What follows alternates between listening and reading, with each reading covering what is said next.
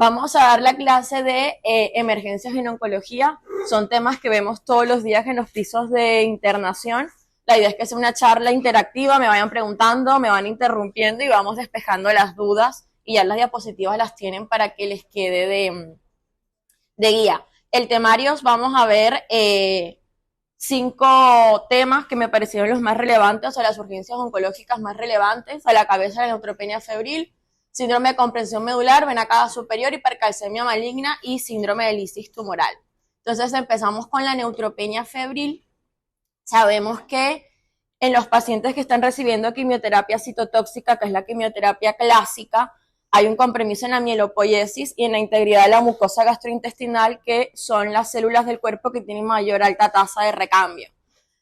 ¿Esto qué hace? Obviamente que por la baja de las defensas de nuestro paciente vaya a haber un riesgo de infección, sobre todo por bacterias que habitualmente son colonizantes en nuestro cuerpo, bacterias de la piel y bacterias del sistema gastrointestinal, sobre todo por translocación bacteriana. La asociación de neutropenia como tal e infección es la complicación más frecuente en los pacientes que hacen quimioterapia citotóxica y es la que más frecuente pone en riesgo de vida a los pacientes. Genera importante morbimortalidad y aproximadamente en un 10 o un 50% de los pacientes con tumores sólidos se va a presentar algún grado de neutropenia asociado a fiebre.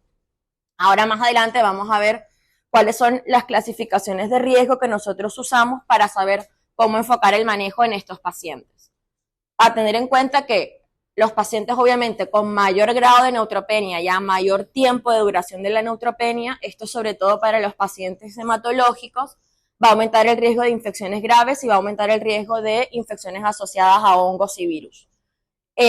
Solamente en un 20 o un 30% de los pacientes vamos a poder identificar el sitio de infección. ¿Esto por qué? Como la respuesta inmune se encuentra comprometida por la baja producción que tenemos de neutrófilos en la médula ósea del paciente, no van a poder crear la respuesta inmune habitual que genera un paciente con defensas normales para poder presentar, digamos, un probable foco infeccioso. Una mayoría de los pacientes lo vamos a presentar como fiebre, como única alerta en este tipo de pacientes. Habitualmente, el 80% de las infecciones se dice que provienen de la flora habitual, y como ya les dije, que habitualmente las infecciones son dadas por bacterias y en una mucha menor medida por hongos. Y a la cabeza van a estar los gérmenes gram positivos, sobre todo el Staphylococcus epidermidis y el Staphylo aureus. Esta es la definición de fiebre de la ITSA, que se las traje para que la tengan en cuenta. Por temperatura oral, un registro único de 38.3 grados o más, o un registro de 38 grados o más que se ha sostenido durante por lo menos una hora. Esto es la definición de fiebre. Ahora, ¿cuál es la definición de neutropenia? Ya sabemos que se hace el cálculo a partir del hemograma con un porcentaje absoluto de neutrófilos menor a 1500. Para nosotros, ¿cuándo sería una alerta o cuándo tomamos en cuenta el valor de neutropenia? Por debajo de 500 neutrófilos para tomar conducta. Entonces, neutropenia severa, menos de 500 neutrófilos, y neutropenia profunda, menos de 100 neutrófilos absolutos. Otro concepto que les traje es la neutropenia febril persistente, que son pacientes que van a presentar fiebre persistente por más de 5 días con antibióticos de amplio espectro que estén clasificados como de alto riesgo, o más de 2 días con antibióticos de amplio espectro en pacientes que estén clasificados como bajo riesgo, y que ahora vamos a ver cómo lo clasificamos. Esto, de acuerdo a la duración, también vamos a poderlos clasificar en bajo, moderado o alto riesgo. Esto va a depender de acuerdo al tiempo en que yo vea o prevea que va a durar la neutropenia, o el tiempo en que el paciente dure neutropénico. Esto sobre todo por ahí para pacientes oncohematológicos que están con leucemias mieloides agudas, pacientes que no le podemos colocar factores estimulantes de neutrófilos o de granulocitos, que son los pacientes que por ahí van a durar en mayor tiempo en neutropenia y son los pacientes que van a presentar mayor riesgo. Y otra definición es la neutropenia funcional. Pacientes que aunque tengan un recuento normal de neutrófilos, sabemos que tienen un defecto cualitativo por la enfermedad de base. Esto aplica para las leucemias mieloides agudas, porque los neutrófilos son, los precursores son las células mieloides. Entonces, para los pacientes con LMA de reciente diagnóstico, que no han hecho tratamiento, de inducción, aunque tengan un recuento normal de neutrófilos son pacientes que por definición están neutropénicos. Entonces, ¿cuáles son los sitios más frecuentes de donde proviene la infección de los pacientes? Boca y faringe, tracto respiratorio, piel y tejidos blandos y tracto urinario. Ya les había dicho que las bacterias son los gérmenes más comunes, gram positivos a la cabeza, después tenemos los gram negativos, sobre todo la E. coli y la pseudomonas. Esto que les coloqué acá, esto lo saqué de UpToDate, si después quieren leerlo, que está bastante bueno ahí la parte de neutropenia febril. Esto sería cómo vamos a enfocar el diagnóstico de nuestro paciente con sospecha de neutropenia. Lo primero y lo más importante es tener un hemograma, que después les voy a mostrar un algoritmo de los tiempos en los que deberíamos tener las cosas, para poder saber si nuestro paciente lo podemos definir como un paciente con neutropenia febril o no. Y ahí ya dividimos las aguas. Obviamente nosotros, cuando los pacientes se van de alta después de hacer la quimioterapia en el consultorio, tenemos que darle muchas pautas de alarma para que el paciente sepa que fiebre es igual que consultar por urgencias. Y se supone que como nosotros, médicos de urgencia, en el momento que el paciente nos dice que está haciendo quimioterapia y fiebre, deberíamos saber cómo actuar. Entonces, súper importante, una historia clínica completa, sobre todo para saber si podemos detectar, aparte de la fiebre, alguna otra sospecha de un foco infeccioso adicional. Un examen físico riguroso en los pacientes, no se olviden revisar cavidad oral y zona perineal de los pacientes, sobre todo para descartar mucositis o muguet en estos pacientes. Pacientes, le hacemos también laboratorio completo con función renal, función hepática, para poder ver qué comorbilidad tiene mi paciente o cuál es la gravedad que tiene mi paciente al momento de la fiebre. Cultivar todo lo que se pueda cultivar en el paciente. Sangre, por supuesto, ya les dije que por lo menos un 20 o un 30% de estos pacientes van a tener hemocultivos positivos, cultivos de todas las secreciones que tengan los pacientes y tienen dispositivos colocados, ya sea catéter venoso central o tengan implanto fix, tengan un PICC line, son catéteres que se tienen que cultivar. Retro con hemocultivo pareado. Y en caso de que el paciente presente sintomatología respiratoria, siempre tener en cuenta hacer testeos para virus respiratorios. Y las imágenes, lo que se dice, la idea es poderlas dirigir de acuerdo al foco que presente el paciente o lo que nos diga el paciente al examen físico, pero en general, y esto lo dice la guía de la DITSA, las tomografías siempre superior a una radiografía de tórax, porque por ahí infiltrados muy pequeños no los vamos a poder ver en una radiografía de tórax, y sobre todo pacientes que sean neutropenias muy profundas, hacer tomografía de tórax aunque no tengan ningún tipo de síntoma. Pacientes con dolor abdominal, tomografía de abdomen para descartar tiflitis del neutropénico, y en caso de que sospechemos infecciones por hongos, agregamos tomografía de senos paranasales para descartar aspergilosis en senos maxilares. Entonces, esto sería cómo vamos a clasificar a nuestro paciente para saber si nuestro paciente es de alto riesgo, es un paciente que ya sabemos que se va a quedar hospitalizado con nosotros, no es un paciente que podemos darle la chance de mandarlo a su casa, o un paciente de bajo riesgo, que por ahí es un paciente que esto aplica sobre todo para las neoplasias sólidas, un paciente con una enfermedad oncohematológica, leucemias, linfomas, ya entra en la definición de neoplasia, de neutropenia de alto riesgo, así que no lo vamos a mandar a su casa. Y los pacientes de bajo riesgo, ver si los podemos mandar a casa, control estricto cada 48 horas con laboratorio, y se puede mandar inclusive con antibióticos por boca a su casa. Entonces, ¿qué vamos a tener en cuenta? El tiempo en que yo crea que va a durar la neutropenia. Pacientes que yo vea que va a durar más de 7 días la neutropenia ya es de alto riesgo. Un score de MASC menor a 21, un cisne mayor o igual a 3, que ahora se los traje para que los veamos. Pacientes que tengan comorbilidades no controladas, por ejemplo, pacientes con EPOC, pacientes que se presenten con signos de sepsis o de shock séptico, pacientes hipotensos, pacientes con alteraciones del estado mental, pacientes que vengan con alteraciones de la función respiratoria, pacientes oligoanúricos, pacientes con mucositis muy severa, que no puedan tragar, por ejemplo, las pastillas para yo poder mandarlo a su casa, o pacientes que no podamos asegurarnos la vía oral, pacientes con dolor abdominal, pacientes con infecciones asociadas a catéteres, o pacientes que se presenten con requerimiento de oxígeno, por supuesto son pacientes de alto riesgo y se van a quedar internados con nosotros. Pacientes que estén usando alemtuzumab, que son las nuevas terapias CAR-T que se usan para pacientes oncohematológicos, o pacientes que tengan una enfermedad oncológica no controlada al momento, también serían pacientes que se deberían quedar internados con nosotros. Y lo último sería pacientes que tengan insuficiencia hepática, que lo veamos con alteración de las transaminasas, o pacientes que tengan insuficiencia renal. Este es el score de MASC que les había dicho en la diapositiva anterior. Esto lo que nos ayuda es a ver el riesgo que tiene mi paciente de tener complicaciones posteriores por la neutropenia. Entonces nosotros lo que hacemos es que vamos viendo las diferentes características que nos dice acá y vamos sumando para hacer el puntaje del score.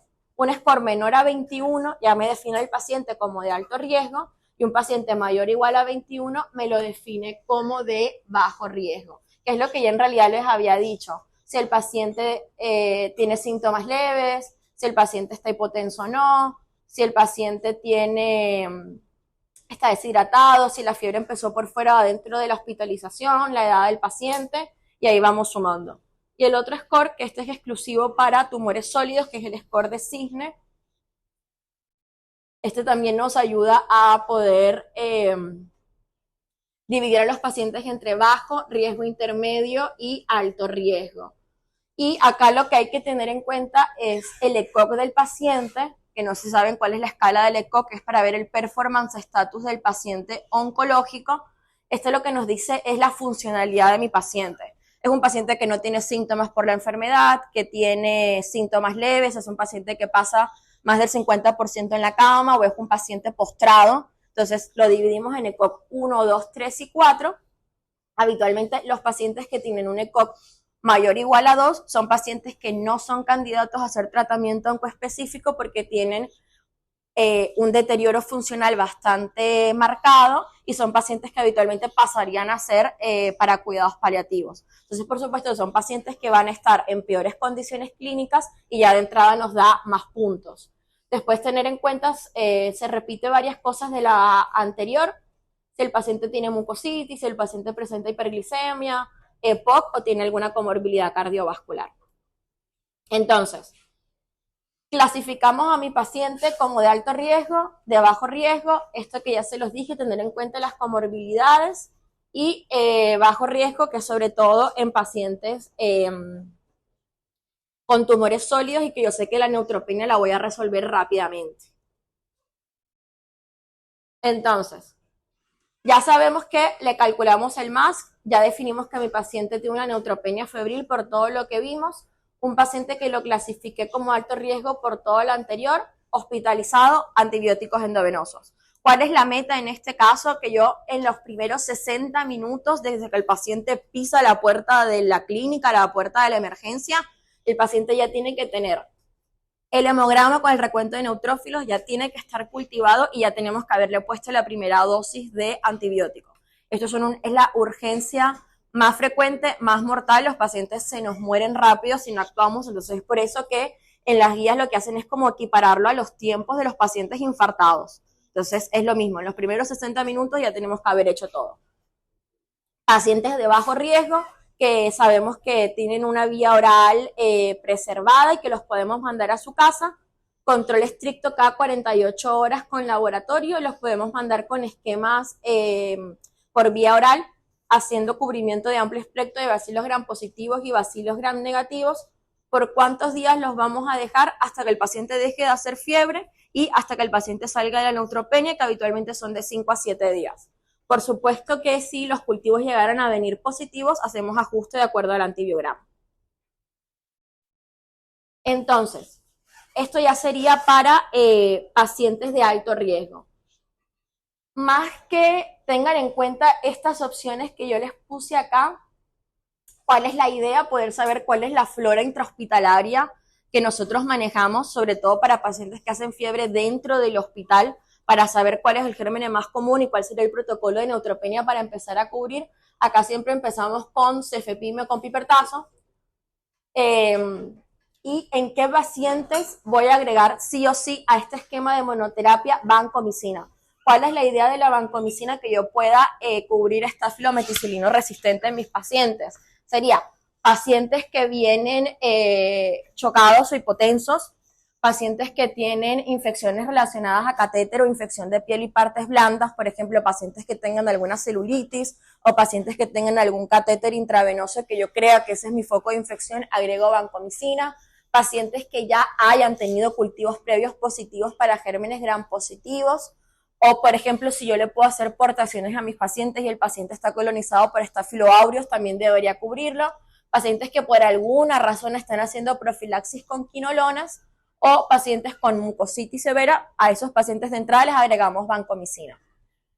¿Cuándo modificar este esquema de monoterapia y cuándo agregamos vancos? Si por ejemplo la fiebre persiste, por supuesto vamos a tener, en este momento ya deberíamos tener algún resultado de los cultivos para hacer los ajustes, o si el paciente persiste febril, agregar vancomicina. Y ya se acuerdan que habíamos visto la definición de neutropenia persistente, que sería más de 5 días que el paciente persiste con fiebre. Esto aplica para pacientes con neutropenias muy profundas, menor a 100, pacientes que llevan varios episodios de neutropenia febril. Siempre sospechar infección por hongos. En este caso vamos a iniciar anfotericina o caspofunginas para cubrir. ¿Qué es lo que siempre vamos a querer cubrir? Cándida y aspergillus. O en caso de que haya deterioro clínico del paciente, siempre ampliar los esquemas. Entonces, ya sabemos que mi paciente, este es un algoritmo de fiebre persistente. Entonces, un paciente de alto riesgo con fiebre persistente. Si el paciente está estable, vamos recuperando porcentaje de neutrófilos, lo dejamos con el mismo antibiótico. Si ya yo tengo detectado, por ejemplo, cuál es el sitio de infección o tengo cultivos positivos, hacemos ajuste de acuerdo al resultado, o si no tengo documentación infectada y mi paciente persiste febril, voy a considerar agregar terapia antifúngica. Obviamente, siempre examinar todos los días a mi paciente, buscar nuevo foco de infección y siempre que lo sospeche y considere que sea necesario, volver a repetir las imágenes. Entonces, este es el algoritmo que les estaba diciendo. Si ven, esto sería desde que el paciente pisa la puerta de la clínica, llega al triage y en los primeros 60 minutos, que es todo lo que nosotros deberíamos hacer en nuestros pacientes. Entonces, es un paciente que yo sospecho o tengo la presunción de que es un paciente que puede llegar a estar en neutropenia febril, es un paciente que está haciendo quimioterapia y tiene signos de sepsis. Lo primero es evaluación inicial, tomar los signos vitales, hacer la evaluación de examen físico completo, tener una vía periférica asegurada en nuestros pacientes, cultivarlo, dividir si nuestro paciente, aparte de la neutropenia febril, está cursando con signos de sepsis. Ya se saben los scores del Quick SOFA y el SOFA, y eso es lo que nos va a ayudar para nosotros definir si mi paciente está séptico o no, y de acuerdo a eso, por supuesto, definir a dónde se va a ir el paciente, si es un paciente que requiere monitoreo estricto, un paciente que necesita monitoreo hemodinámico controlado, arranco antibióticos. Si es un paciente que no está séptico y que solamente tiene una neutropenia febril y que yo puedo, en ese lapsus de 1 hora, hacer imágenes o definir cuál es mi sitio de infección para poder ajustar el antibiótico, lo hago. Si no, antibiótico de entrada. Si yo considero que en esa hora el paciente es de bajo riesgo y lo puedo mandar a casa, lo mando a casa con pautas de alarma estrictas y control cada 48 horas. Pero si se dan cuenta que en la primera hora, que es la hora dorada de la sepsis, que también la conocen, son pacientes que ya tienen que estar con antibiótico puesto. Sí. O sea, tengo una duda. Por ejemplo, llega el paciente, llega, digamos, no tan estable, sino que llega a un punto intermedio, se hace primero el hemograma y después se define. Claro, imagínate que esto, idealmente ellos, porque estos son algoritmos de las guías de Estados Unidos y de internacionales, ellos en 15 minutos ya tienen el hemograma, ya tienen el recuento de neutrófilos y ya pudieron dividir al paciente. Por supuesto, siempre en la primera hora, si yo puedo tener cultivos y hemogramas, lo hago. pero si no, nunca retrasar el inicio del antibiótico por esperar un cultivo o esperar un laboratorio. O sea, se debe, cuando llega el paciente, por ejemplo, el paciente que llega con un antecedente que está manejando con quimioterapia y llega solo con la fiebre, no, o sea, no llega con más nada, simplemente fiebre, se debe mandar el hemograma y todos los cultivos, o solo el hemograma y esperar. No, hemograma, cultivos, todo enseguida, exactamente. ¿Qué es lo que pasa? Que acá llegan los pacientes, no hay cama, no tenemos dónde acostarlos, no tenemos dónde revisarlos, son pacientes que por ahí pueden durar 6, 7 horas esperando que alguien los vea, entonces estos serían los pacientes que allá abajo les deberíamos dar prioridad para poder verlos. ¿Tienen alguna otra pregunta o pasamos a compresión medular? Listo. Entonces, como definición, el síndrome de compresión medular es la fuerza de la pérdida de la función motora, sensitiva o autónoma de la médula espinal, y esto porque se produce por una lesión relacionada con la enfermedad neoplásica de base, que lo que va a llevar es la compresión del saco dural y subsecuentemente de la médula. Esto puede ser por compresión o por isquemia. ¿Cuál es la idea? Y eso se los coloqué acá resaltado: detección y diagnóstico temprano. ¿Esto por qué? Para poder minimizar la pérdida funcional y prevenir futuras complicaciones neurológicas en nuestros pacientes. El síndrome de compresión medular es la segunda complicación neurológica más frecuente en pacientes con cáncer luego de las metástasis cerebrales. Esto se presenta en 5 a 10% de los pacientes con cáncer a la cabeza, cáncer de pulmón, próstata, mama y riñón, que son los tumores sólidos que más hacen metástasis a hueso. Mieloma múltiple, por definición, es una enfermedad que afecta a huesos, son las principales causas. Y en la población pediátrica cambia bastante, a la cabeza sarcomas, sobre todo sarcomas óseos y meduloblastoma. La mayoría de las compresiones se van a generar a nivel de la columna torácica y aproximadamente en el 20% de los pacientes con síndrome de compresión medular va a ser el primer síntoma o debut de la enfermedad oncológica. O sea, son pacientes que se van a presentar sin diagnóstico y como su primera manifestación de la enfermedad va a ser un síndrome de compresión medular.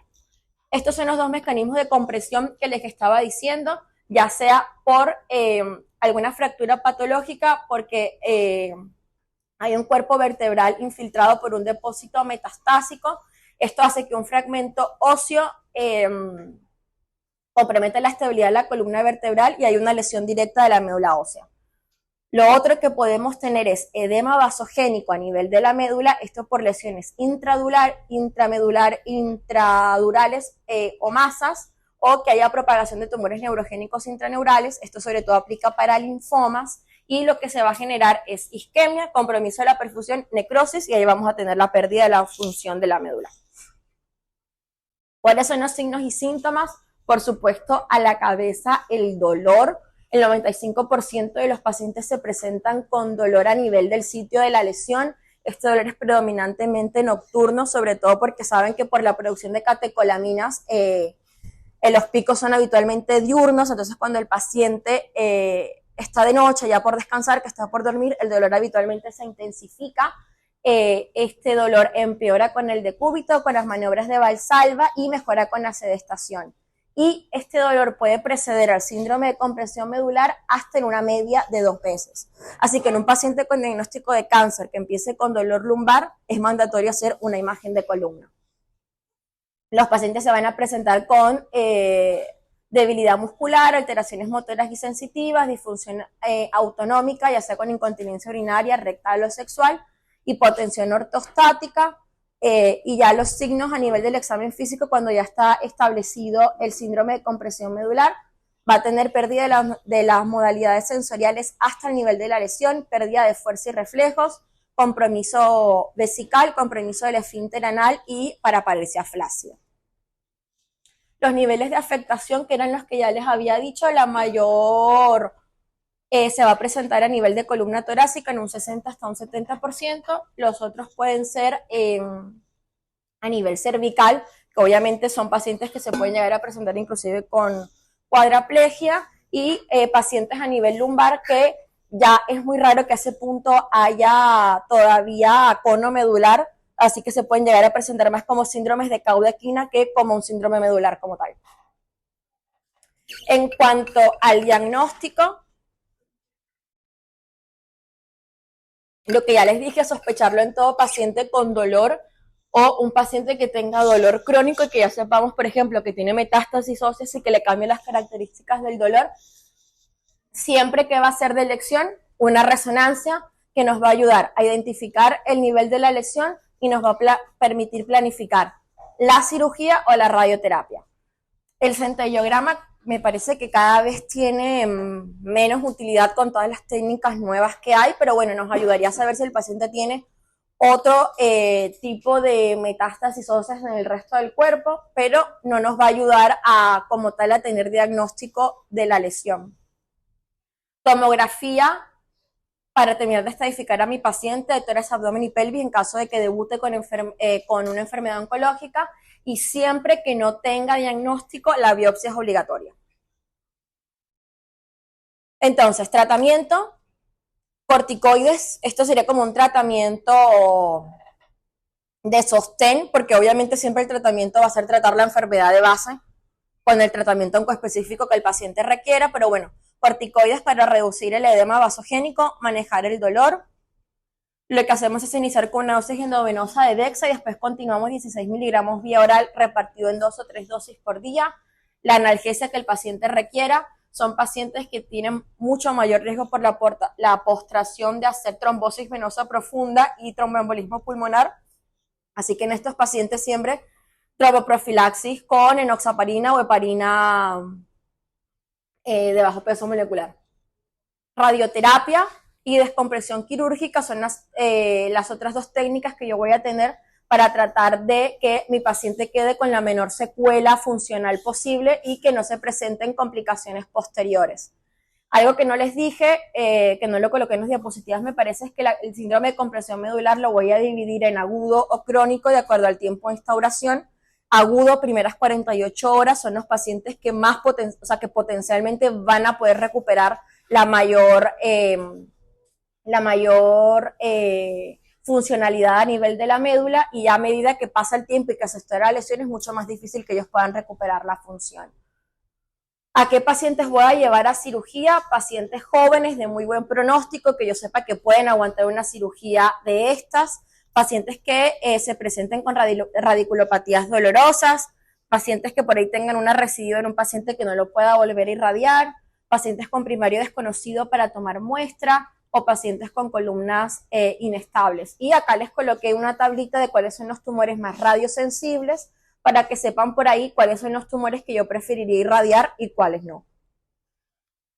Esto es un algoritmo de lo que ya veníamos hablando.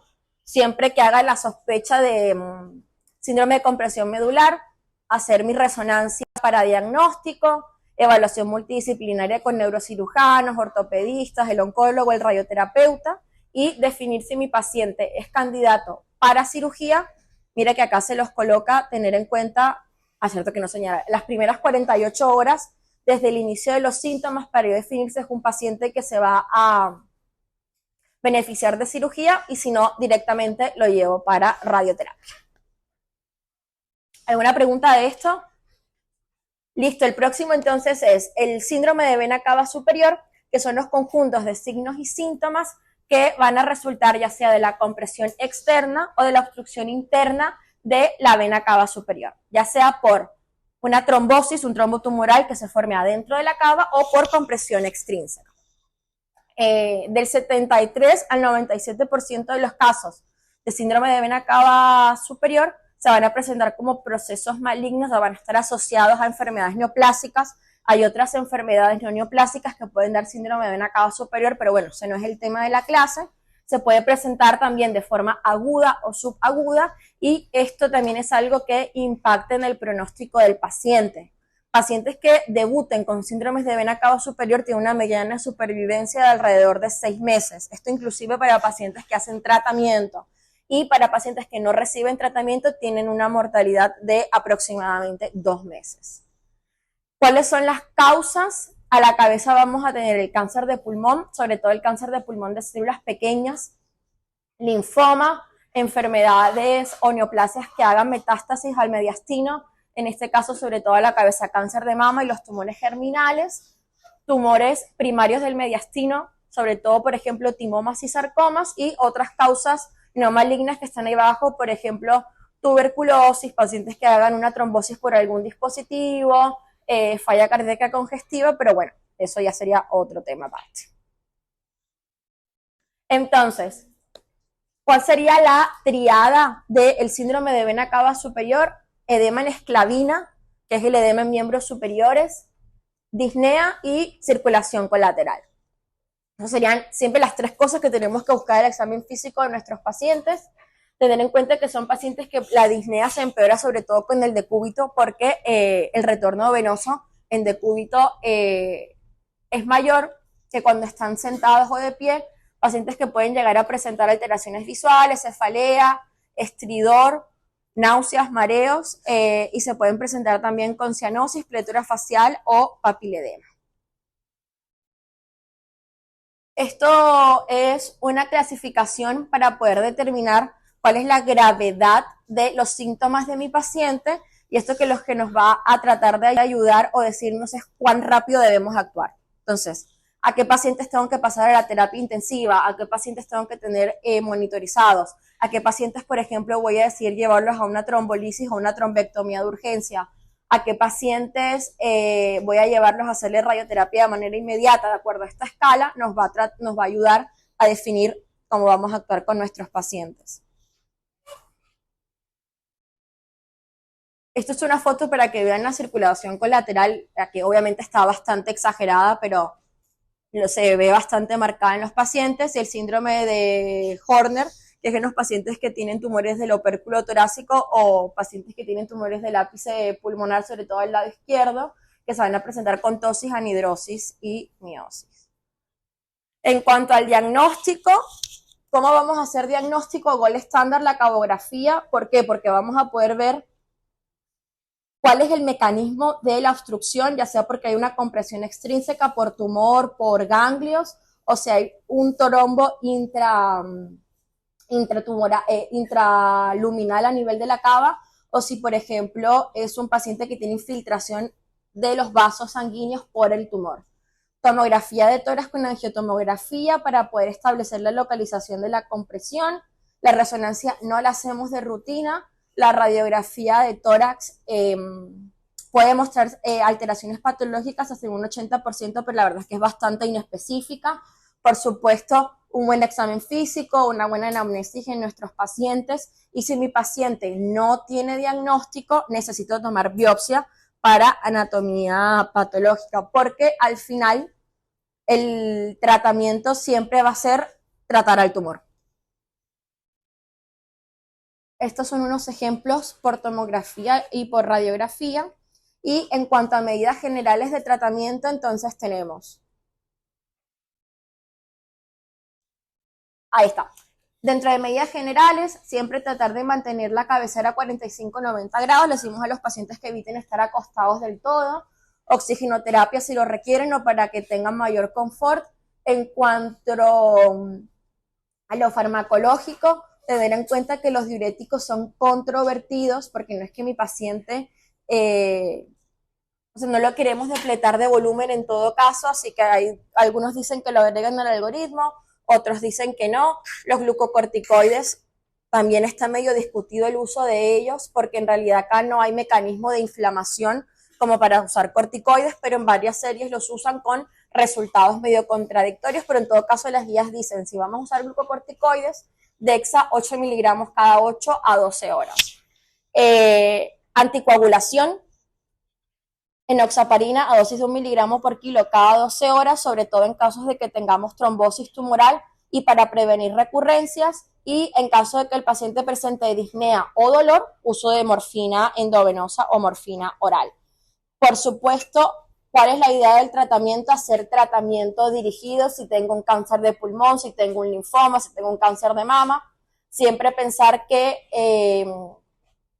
no solo la quimioterapia, sino la radioterapia nos va a ayudar en este grupo de pacientes, y en pacientes que tengan compromiso cardiohemodinámico, siempre pensar en un stent intravascular, que es lo que más rápido me va a ayudar a mejorar los síntomas y es lo que por ahí yo puedo hacer en el momento que llegue el paciente.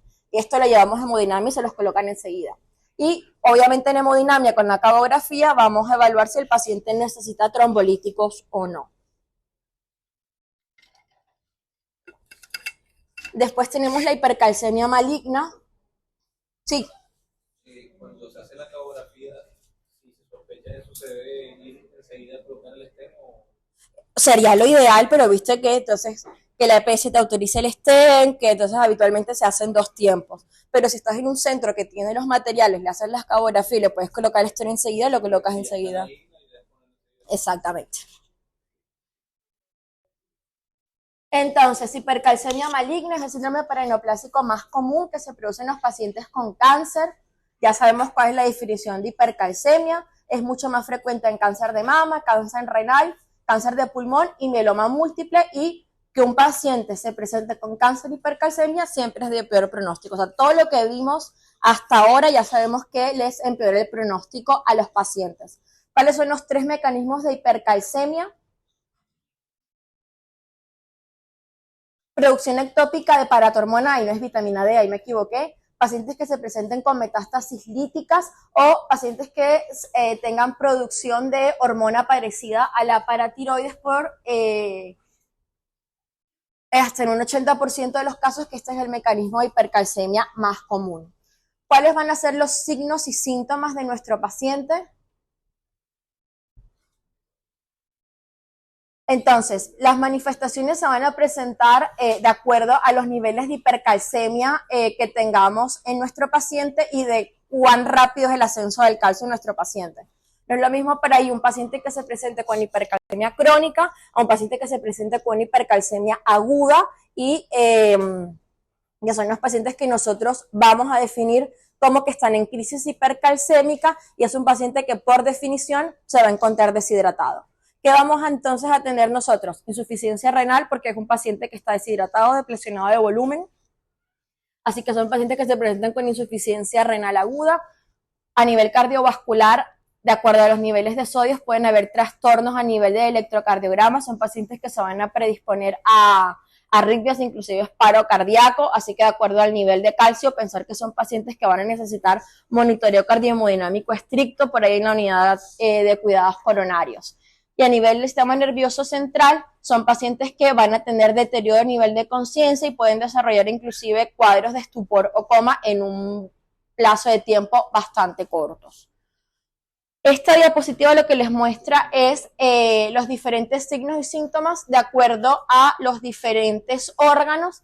Lo que ya les dije, muy común, alteraciones del sensorio, hay que tenerlo en cuenta, arritmias ventriculares, pueden tener síntomas neuromusculares, pacientes que van a presentarse con dolor abdominal, con estreñimiento, y pacientes que van a tener insuficiencia renal y se van a encontrar deshidratados. El diagnóstico es fácil, necesitamos un valor de calcio en el laboratorio para poder hacer el diagnóstico. Siempre descartar en mi paciente otras causas de hipercalcemia, sobre todo farmacológica. Por ahí pacientes que estén usando diuréticos tipo tiacídicos, tenerlo en cuenta.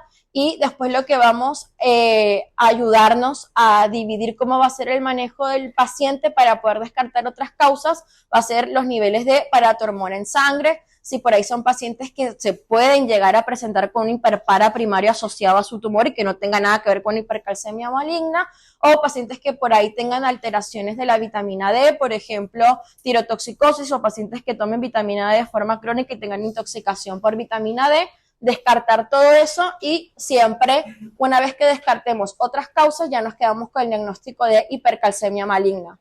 Acuérdense que los pacientes oncológicos son pacientes que tienen un catabolismo aumentado, ya en fases avanzadas de la enfermedad son pacientes hipoalbuminémicos, desnutridos, así que no nos olvidemos hacer el calcio corregido por albúmina para tener el valor real del calcio en estos pacientes.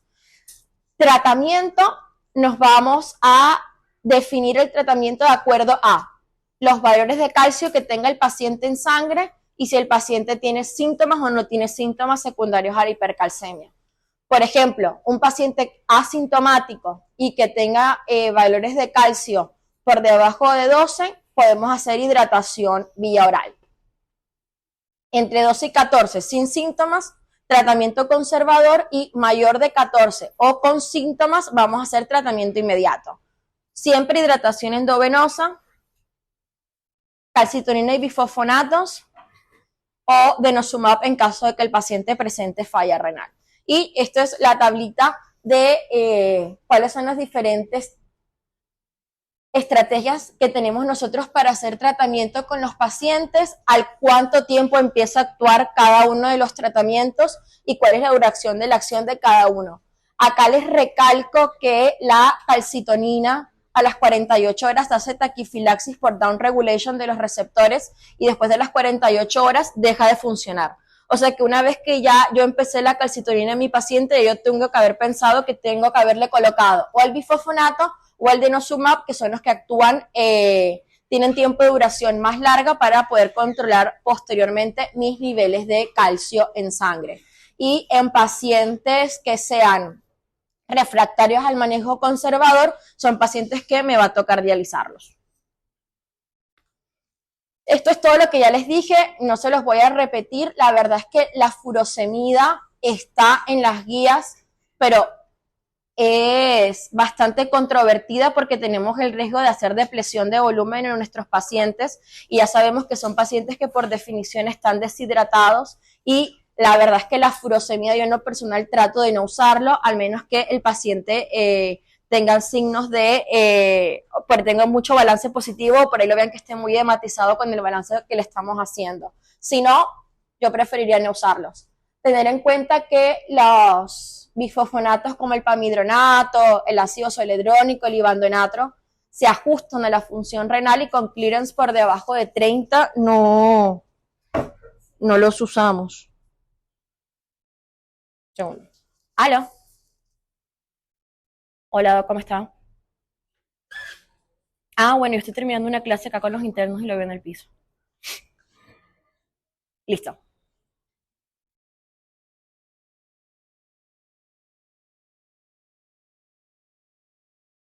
Ok, listo. Listo. Listo.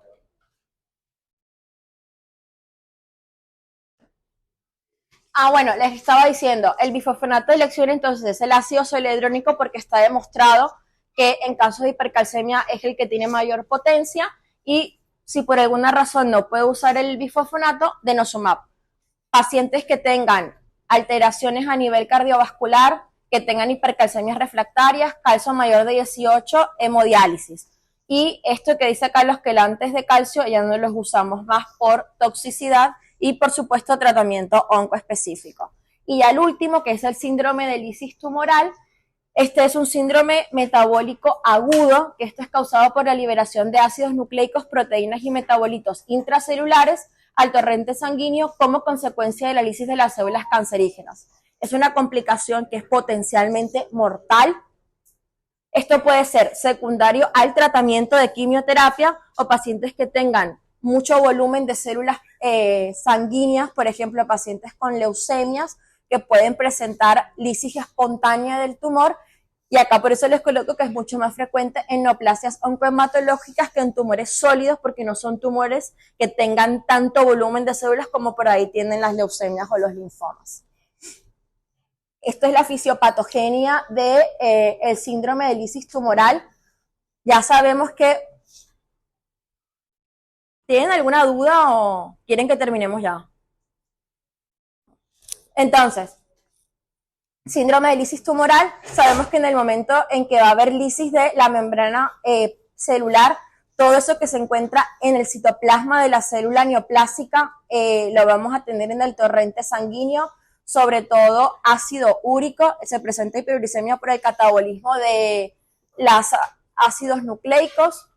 Las células neoplásicas tienen mayor cantidad de fósforo, hasta 4 veces más fósforo que una célula normal. Entonces son pacientes que se van a presentar con hiperfosfatemia y por la hiperfosfatemia van a presentar hipocalcemia secundaria y también va a haber mayor aumento de potasio a nivel de la célula presentándose con hipercalcemia. Todo esto ¿a qué me lleva? A fallo renal, arritmias potencialmente mortales y alteraciones del estado de conciencia. Síntomas y signos, esto va a ser por supuesto de acuerdo a la elevación que tengamos en sangre, náuseas, vómitos, arritmias, edemas, convulsiones. Signos de acuerdo al grado de hipocalcemia que presenten el paciente y siempre tengan en cuenta que en estos pacientes electrocardiograma. Hay que monitorizarlo siempre con un electro. Ya les dije, pacientes con leucemias y linfomas van a tener mayor riesgo de presentar lisis tumoral, y pacientes con enfermedad tipo Bulky, que la enfermedad tipo Bulky se define como masas mayores a 10 centímetros, son pacientes que van a tener mayor riesgo de presentar síndrome de lisis tumoral. Por factores del paciente como tal, un paciente deshidratado, añoso, con neuropatía obstructiva, con daño renal, van a ser pacientes que van a estar más predispuestos a que presenten un síndrome de lisis tumoral. El diagnóstico se hace con los criterios de Cairo-Bishop, que son criterios puntuales de laboratorio, que va a ser de acuerdo a los valores que tengan los pacientes en sangre de ácido úrico, de potasio, de calcio y de fósforo, o si los valores aumentan por encima del 25% del valor basal previo del paciente.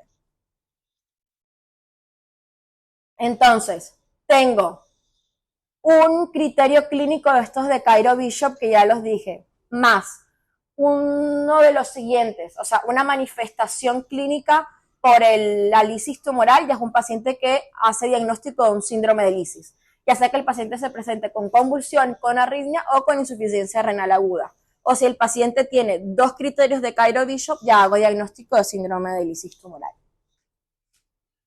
Tratamiento, el tratamiento va a ser tratar la enfermedad de base, en caso de que sea lisis espontánea, o tener en cuenta que a mi paciente que ya yo preveo que con el tratamiento pueda llegar a ser lisis tumoral, poder hacer todo este tratamiento de sostén en el momento en que empieza el tratamiento. O sea, no esperar a que el paciente haga la lisis para yo empezar todo esto. No sé si vieron que, por ejemplo, los hematólogos a los pacientes cuando van a empezar el tratamiento ya los dejan con hidratación, les dejan líquidos endovenosos bastante altos en sangre, ya les dejan el allopurinol. En caso de que el paciente lo necesite, le hacemos alcalinización de la orina, furosemida para poder mantener un ritmo diurético adecuado en caso de que llegara a ser necesario. En caso de que el paciente lo necesite, dializarlo para poder corregir valores, o en pacientes que tengan alguna alteración sintomática, hacer correcciones en sangre, ya sea de calcio o en caso de que el paciente tenga hipercalemia leve o grave, los manejos de la hipercalemia que ya lo conocen con insulina, gluconato de calcio, y si no, diálisis. Determinación seriada de electrolitos por lo menos cada 6 a 8 horas y monitorización cardíaca en estos pacientes por el riesgo de arritmias. Y eso es todo.